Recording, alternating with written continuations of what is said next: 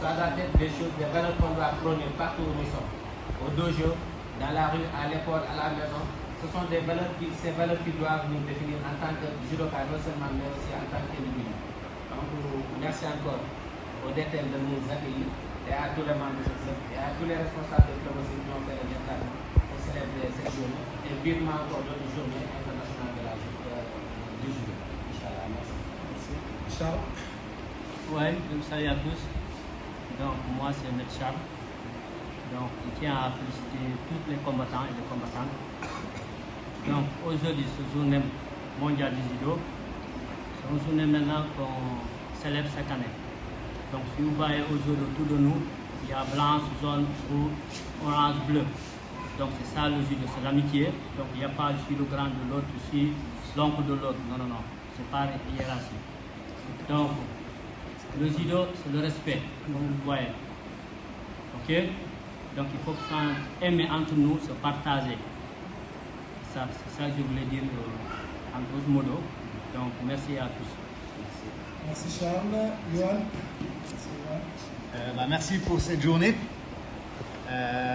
En plus du code moral du judo, Jigoro Kano, quand il a fait le judo, il a construit sur des piliers. Et il y a un des piliers, c'est une phrase, ça s'appelle entraide et prospérité mutuelle. Et c'est ce genre de journée où tous les clubs se réunissent pour progresser ensemble.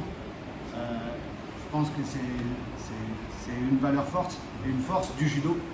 On s'entraîne toute l'année chacun dans nos petits clubs et c'est bien qu'il y ait des moments comme ça où on se réunisse pour partager nos judos qui sont différents avec des personnes avec qui on n'a pas l'habitude de pratiquer pour grandir.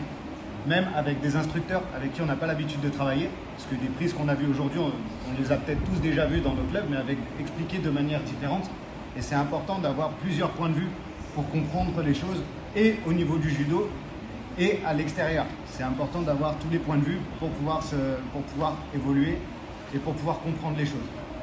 Et enfin, pour revenir sur le thème de la paix, Jigoro Kano, son but, c'était pas de faire seulement une école d'arts martiaux, c'était pas de former seulement des combattants et des judokas, c'était de former des futurs citoyens. Donc vous, plus tard, en grandissant, vous allez devenir des citoyens responsables, avec une droiture et avec une éthique. Donc le judo, ça vous donne des bases que vous allez pouvoir mettre en pratique après dans la vie de tous les jours. Donc déjà, soyez conscients de ça. Merci Yohan. La parole est à vous, on va pas venir, on va mettre le chrono à 5, il faudra qu'on, dans 5 minutes, il faudra qu'on aille. On va donner les kimonos, donc il y a une liste que j'ai envoyée, et je rappelle, donc c'est un don, c'est des amis suisses qui nous ont envoyé 200 kimonos, d'accord, qui sont... La fédération a décidé de les répartir aux clubs qui ont le plus d'élèves âgés de moins de 15 ans. Donc il y a un listing qui a été fait, j'en parle aussi pour les coachs.